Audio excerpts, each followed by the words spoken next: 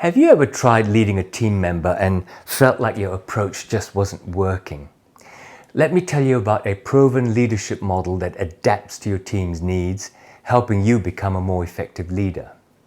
Keep watching and I'll show you how you can use the power of situational leadership to lead with impact.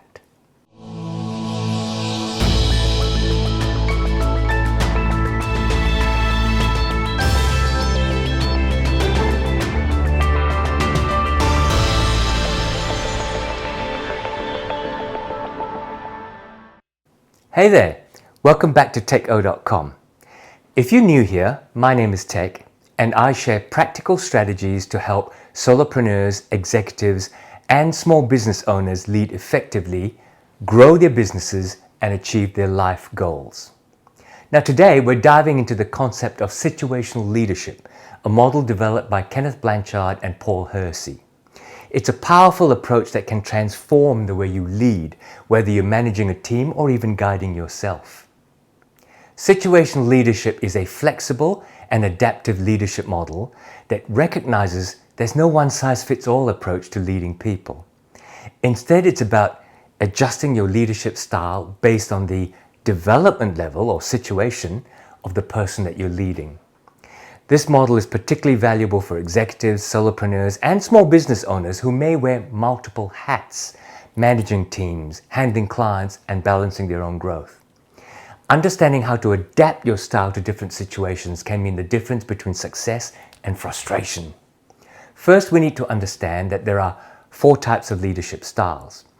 In Ken Blanchard's book, The New 1-Minute Manager, he explains that these 4 styles of leadership are the directing, or what he calls the S1 style of leadership. This is a highly directive, low supportive style of leadership. You give specific instructions and closely supervise.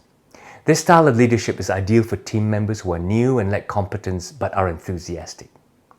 S2 is a coaching style of leadership. This is still highly directive but also a highly supportive style of leadership. You still provide guidance, but you also now start to encourage their input and contribution and give a lot of praise when they do it right. This is best for those who have some competence but may lack confidence. Blanchard's S3 style of leadership is the supporting style of leadership. This is low directive but high supportive. As an S3 leader, you facilitate another's decision making and you build their confidence. This is really effective for competent team members who might lack motivation. Finally, there is the delegating or S4 style of leadership, which is also low directive but is also low supportive. You hand over responsibility and trust them to execute. This style works best for team members who are both capable and motivated. Now that we understand the 4 styles of leadership that you will need to use, we need to assess the development level of the individual team member, because each style of leadership is most suited to team members in 4 categories of development. To use this model effectively, assessment of where your team member stands in terms of competence and commitment is critical. Blanchard's model breaks it down into 4 development levels. The first is development level 1 or D1, where the team member has low competence but a high commitment. Think of someone new in the role, an enthusiastic beginner. They may not know very much, but they are interested and they're willing to learn because it's such a new experience for them. Development level 2 or D2 is where the team member has some competence but is beginning to lose commitment. They are disillusioned learners where some of the enthusiasm has brushed off because things have become too repetitive or they're perhaps not progressing as fast as they thought they would. D3 is development level 3, where the team member has a high level of competence but variable commitment. This is called the capable but cautious performer. They've been there long enough to be skilled at what they do, but also long enough to know that there are consequences and they either lose confidence or motivation. Finally, development level D4 is where the team member has a high level of competence and a high commitment and becomes the self-reliant achiever. With confidence and skill, this team member is capable of doing things independently and even in being a leader. Now here's the magic. Having assessed each team member's development level, whether D1, D2, D3 or D4, You can then match the appropriate leadership style to their development level. A team member at development level D1 who's unskilled but enthusiastic needs leadership style S1, where you provide clear direction and guidance and close supervision. There's not a lot of room nor place for encouragement yet, as the D1 team member needs to just learn their craft. At D2, when they're becoming skilled but starting to lose motivation, they need the coaching or S2 style of leadership to rebuild motivation and keep developing their skills. Using S2, you provide a D2 team member with continuing guidance, but also allow encouragement and praise for doing things right. Then at development D3, where the team member is highly competent, but has variable commitment to the tasks, leadership level S3 gives them support to build their confidence and reinforce abilities. You don't need to teach them things anymore, but for them to develop, you need to develop their own decision making.